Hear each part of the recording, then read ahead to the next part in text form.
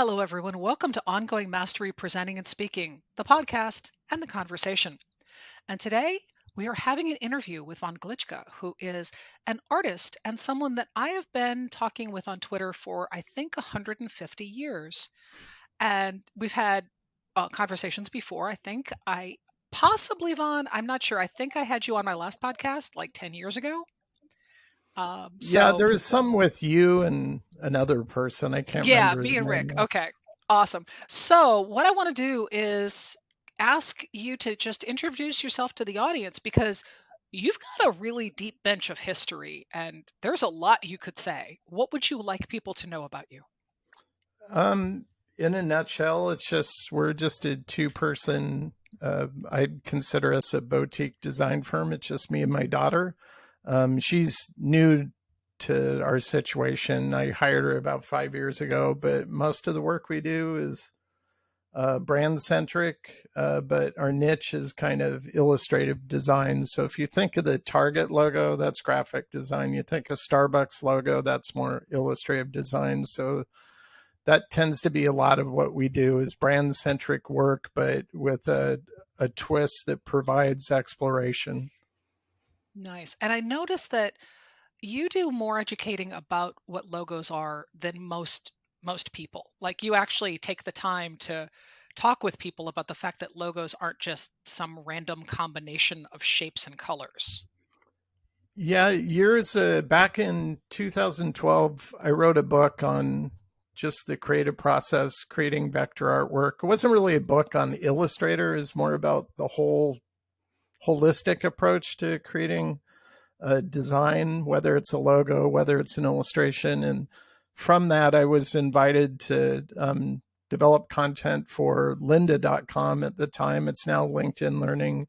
And so, in that context, I create courses based off of everything from logo design to I did a course on copyright for creatives. And now I'm starting to get into my YouTube channel because my friend Chris Doe encouraged me to do that, and kind of bringing my content there for people who don't want to pay a subscription through LinkedIn Learning. Great. And I noticed, yeah, that I think I saw one of your courses, and you were kind of going into a little bit of the history and how you should think about, I think it was Illustrator, but thinking about how the pen tool actually thinks. Yeah, And yeah. yeah, I'm a big believer in when it comes to working on design. The more you can think in shapes, the easier it is to solve things. And people, I think every designer, whether you ever want to be an illustrator or not, should draw. It's a great way to improve your cognition skills to problem solve, but you can look at something complex. This is why artists throughout history have used reference. And it doesn't matter if they're drawing something realistic or they're simplifying it into an iconic form, and being able to recognize shapes and take a complex shape and kind of deduce it down into a simplified form. So I go over that quite a bit, probably in a little more detail than I should, but people seem to enjoy it. no, I think it's great because like I said, you do more actually educating people than most artists of your caliber, and I really appreciate it. Because I get very frustrated by oh, my nephew could do that. And it's like, no, no, your nephew really couldn't. Um, We yeah, Before I came over here, right before I started this with you today, we recorded a red flag episode on our podcast, and that was one of the very issues that came up. So very excellent. common. And please tell people the name of your podcast. It's called the Creative Shit Show.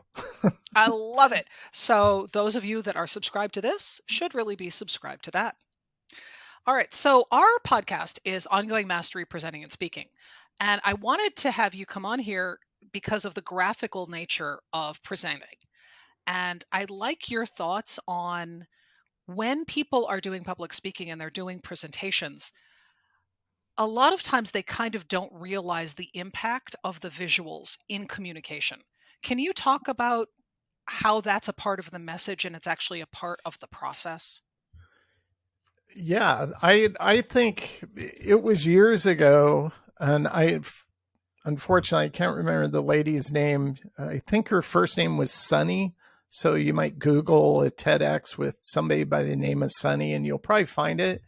But she was talking about this very issue, and she brought up a study that was based around something called the, I'm going to butcher this name. I don't know why I get tripped up over this name, but the picture superiority effect. And in a nutshell, it's if you're in front of an audience and you're a gifted orator and you're speaking, and it could be great information, but 3 days later, when people are recalling that information, only about 10% is going to be retained. It doesn't matter how Yep. good you are at explaining or telling a story, or as they say, stringing out the was it yarn or whatever they call that slang term. Um, if you use pictures with the exact same message after 3 days, more people are going to be able to retain upward to 65% of the content you shared. So it's a dramatic increase in retention in terms of you could have great information, but if you're just droning on and speaking, and if you're not a very gifted speaker, it'll probably be even less than 10% if you Yeah. don't have visuals. You add visuals in it, and it goes up. And as soon as I heard that, I just started. I remember I was invited to speak somewhere, and it was about a week out, and I knew I only had the weekend to work on whatever I was going to do. And I knew Apple had just come out with their keynote, and I'd never used it. Thankfully, I was able to learn it in about 5 hours, and it was pretty intuitive. But I set up a file in Illustrator that's 1920 by 1080, and I create all my graphics. And the nice thing about Keynote is I can just copy and paste right into Keynote, and it pastes it's a SVG image, and it's scalable. It looks great. It makes it so much easier to create graphics. And so I've kind of gone nuts. When I give a talk, you might have, I don't know, maybe 45 slides. I remember a friend of mine said, "Hey, I'm giving a talk. I'm kind of worried I have too many images." And I said, "How many do you have?" I was like, he said 45, 48, something like that. And I started laughing. I go, "I have 130. And he's going, "You have 130. How are you going to get through that?" And I go, "Because it's not like every slide is like text that they have to read. I'll set things up. And as I'm talking, because I practice it, and usually as I'm putting it together, I'm kind of saying stuff as I'm doing it to figure out how am I going to present this. And I'll just start clicking when I know it creates a transition. I'll do stuff specifically set up like visual jokes almost, where I'll be telling a story, but I reinforce it with these images. Because the other thing, after going to one, it wasn't called masterclass. It was like I was invited to like a group that gets together and they talk about public speaking. I forget what they call it Okay. now. It's all across the Yeah. country. Yeah. And they were talking about using humor. And I always know the ads I remember the most that are the ones that make me laugh because they're good. So if you can captivate an audience visually, I don't care if they look at me, they're going to hear me. I want them looking at what's on the screen. And I don't know, ever since I started doing that, it's worked out really well in terms of people engaging with what you're talking about. And that usually fosters a lot of really insightful questions that at times kind of stump me because I hadn't even thought of it that way. Like I one time I was speaking, I was talking about the importance of drawing. It was at a South by Southwest. They asked me to do something on drawing. They saw a talk I did. And so I was there and I did it. And a lady came up to me and she said, "Okay, you're talking about how drawing engages all four of the modalities." And that's why it's a supercharger for creating. I said, yeah. She goes, well, you mentioned tactile, or you mentioned auditory. How does it do that? And I said, that's a good question. I think it's just the sound of like a pencil on paper. But if you're using an iPad, it's going to be a different sound. You're going to be tapping and I don't know. I wasn't sure what to say. I go, Mm-hmm. I don't know. I just know the scientific study said that. So Yep. I was just sharing that. But yeah,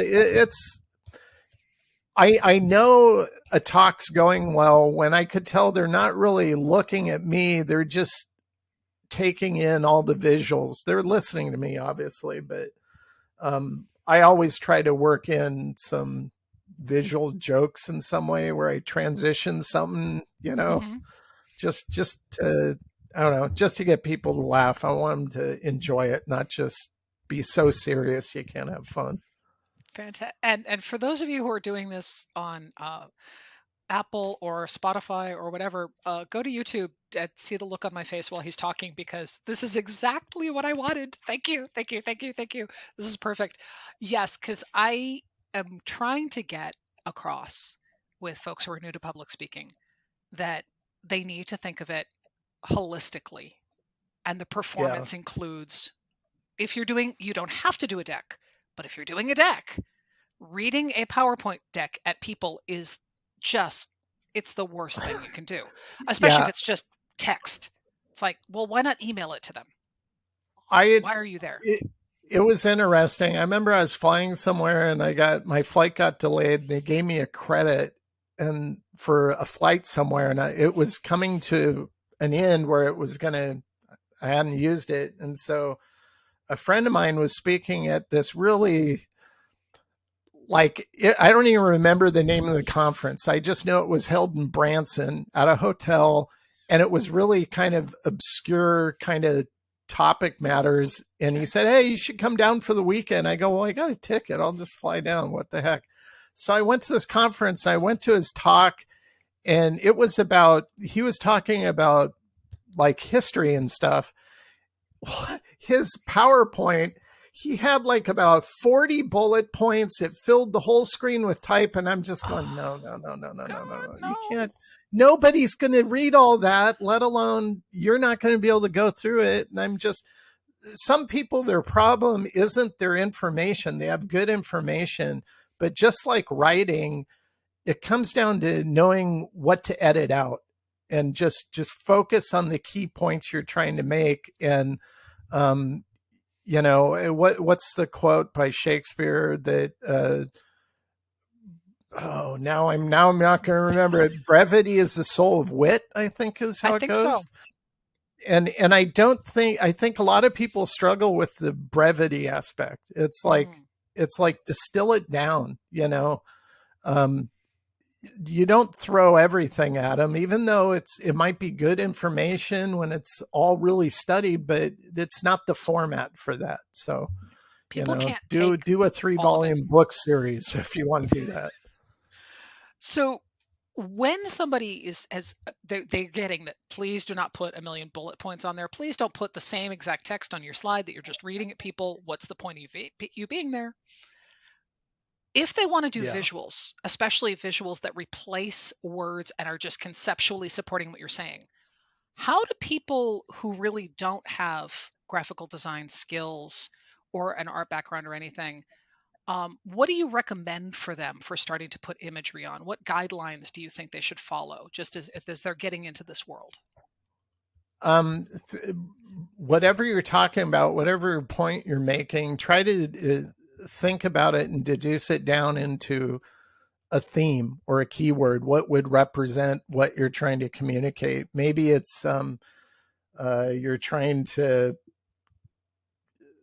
I don't know, make a historical connection or whatever. So you could, there's a lot of, actually now there's a lot of pretty good free um, kind of public stock sites where it doesn't cost money to download stuff. Pixel Bay is one a client of mine uses. Hmm. I've used it a few times, but even if it's in a talk, if you're not selling your talk, or making money off of it. It's just you're presenting an idea to somebody.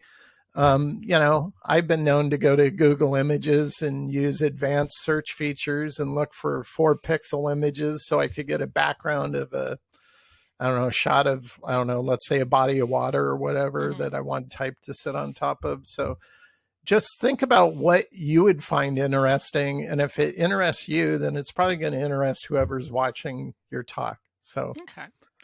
So then let's just branch into credit for a second, because if going into Google, they look at Creative Commons, you can search the Creative Commons database and so on. But let's say they're yeah, it's a pulling good stuff they one. have rights to. And obviously, you shouldn't take anybody's work.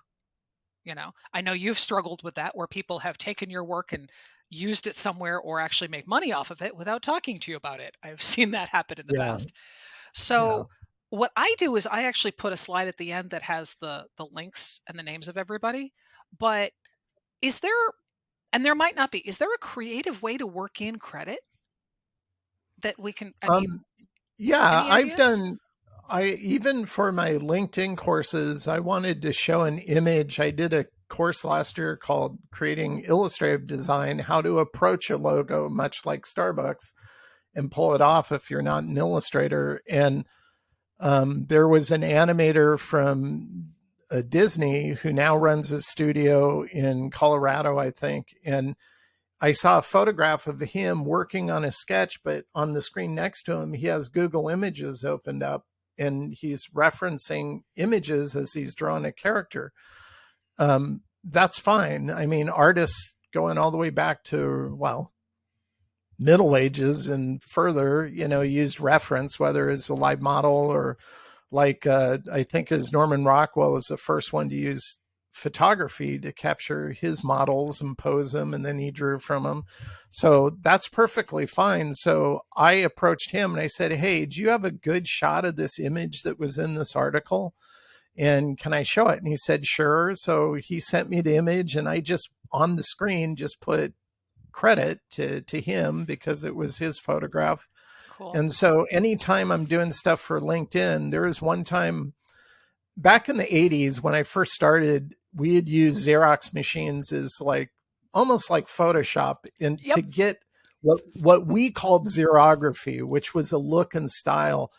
And I was kind of reapproaching that, but doing it with Photoshop in one of my movies. And I found a photographer who had taken a picture of a giraffe, and I just approached him because I couldn't find any good stock photo that fit what I was looking for. And I said, "Hey, this is what I'm doing." I explained it to him so he understood. And he said, "Would you mind if I used your photograph? I'll give you credit. I'll link to your website." And that's all I did. So when I brought up the image in my movie, I had his URL on screen and given him credit, and he was fine with that. So Cool. I think most people, if you go out of your way to ask them and do a good job of explaining, I told them, I go, "I'm not going to allow your source photograph to be downloaded or anything like that. This is just appearing on screen." So they're usually okay with it most of the time. Excellent. Excellent. So when it comes to uh, vector art and styles, I noticed that people coming to making presentations who do not have a background really don't recognize that mixing styles doesn't always work. And that what I usually used to do is I would teach people to go in and look by artist and then pull things from the same artist so that you at least kept within the same family of design.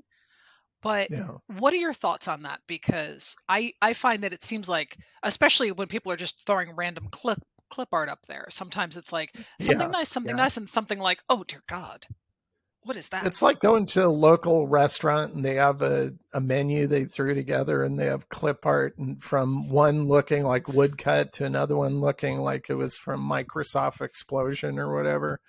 And yeah, I agree. Continuity is key. As soon and that's if you think of it in the context of a brand, the way brands get fragmented is nobody's managing their brand. So they're allowing things to happen graphically that degrade the overall continuity of communication. it usually happens slowly, and it can, and unless it's checked, that's why brand managers are there. They're supposed to say, no, this memo you sent out, you're not following our brand guidelines. So you don't have to be that kind of, uh, I don't know, hard Hard ass. ass, I guess. Yeah. If you're doing it Yeah. yourself, but just keep in mind that the more consistent things are, people won't get hung up on it visually. There's a reason why there's good design and bad design. And one of the things that adds up to resulting in bad design is when there's fragmentation, and that could be in style, like you're talking about. That could be in quality in terms of the craftsmanship of the artwork or design created. Bad type, not like Yeah. bad kerning, bad fonts, or having too many fonts. Just stick with pick a good font family that has bold, medium, light, italic, and don't mix like 6 different fonts into your presentation. Yeah. The more you can keep in check all those things, the better something's going to communicate. I love the fact that you're focusing on that it's going to communicate better, because that's the underlying message that I think gets lost, is that it's not just we're following these rules because the rules are right. Yes, they are. But there's an underlying driver of that, which is what are you trying to Yeah. do with your visuals? So, Yeah. what? You want to, you remember, like when I grew up, anytime in a movie somebody was kidnapped, there was always that ransom note, and it was cut pieces of letters from different publications to make the message. It's like that's a good example of what you don't want to do. You want to, nobody kidnapped today, they might just print out something from a computer, but even that has better luck than I don't know what I'm saying. It just made me Oh think of the yeah. kidnap. Oh no. If you got a kidnap note now and it looked like that, I think you'd be like, really? Do I take them seriously? Yeah. Because this looks ridiculous. Yeah. Yeah, the mix and match. The all fonts thing always makes me think of the really, really low grade used car ads, like the ones in the papers that were just different parts were screaming at you in different Yeah. colors and different fonts, and after a while you're like, it, I'm it's still surprised. Do you remember a brand called Garanimals? yeah. Where like you could take your kid shopping and say these shorts are gorilla shorts, and they go with gorilla shirts, and they go with gorilla socks, and that's how they did pairings so kids could figure out what goes together. I always thought it's a little surprising that Adobe hasn't come up with something that like stylistically matches fonts with certain industries or certain Ooh, aesthetics or something like that. I Garanimals would for think, fonts. I yeah, like it. yeah, yeah, Yeah, I know they keep explaining like these might belong together, but it's hard to understand why, because the yeah, voice that fonts are, not everybody hears the voice in the same way. yeah, that's true. I mean, there's the whole blanding norm going on now. We're taking a nice branding and just going sans with it and kind of neutering it of any unique aesthetic. I'm not a fan of it, but Yep. although I do like sans, I always tend to gravitate towards that more than serif. So So what do you think the trend will be when people swing away from that? Because there's going to be a reaction to it at some point. yeah, I think it's kind of like Apple when they got really heavy handed into skeuomorphic icons, where it looked and felt like a real device type thing. I don't know if you remember the old podcast one where it was like a reel to reel deck type stupid I thing, don't remember that, but I'll look it up. and Okay. they got away from that, and they just went to flat and iconic, and that's pretty much where they're still at. They even got rid of the Steve Jobs it's so glossy you can lick it comment or whatever. It's just all flat design. Yeah. And I'm all for simple. The older I get, I want things simple. I don't, that's the part I have to fight with, because there's times when I'm working on something, I want to keep putting a little more detail in it, and I have to force myself to say, no, this is fine. So you Yeah. have to make yourself stop. Yeah, Yeah. yeah. I think anybody can go too far. So yeah. So, what if someone wanted to know more about your work and your book and things like that? Where would they find you? Just go to glitchkastudios.com. And if you have a hard time knowing how to spell that, just go to vonster.com. So just like monster, but with a V, and it'll forward you to that site. Nice. And how many times did you have people misspelling Glitchka before you basically did a monster redirect? A lot. A lot. Usually when I type it out or write it out, there's L and then there's I, and I always get them too close. And so I get packages that show up and it says Gutska, on it because they think it's a letter U. So, yeah, it sounds hard to say, but it really isn't. But spelling it has way too many consonants. So, yeah. Okay, so Vonster redirects right to Glitchka, and that Yep. is where people can find all of your stuff. Fantastic. Do you have any events coming up? Do you have anything you're promoting, anything you're doing you want people to know about? Um, Actually, right now, no, nothing for the new year. So, yeah, that usually starts happening around January. Yeah. Okay.